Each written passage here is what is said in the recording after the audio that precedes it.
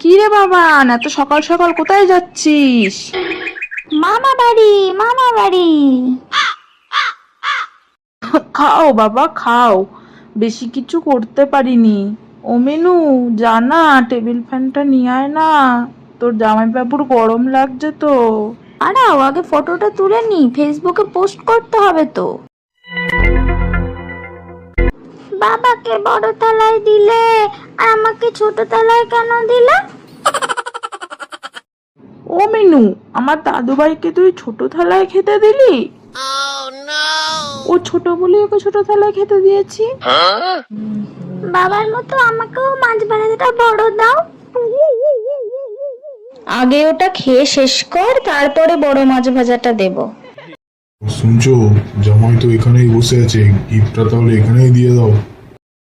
আমিও তো এখানে বসে আছি, তাহলে আমাকেও গিফটটা দাও।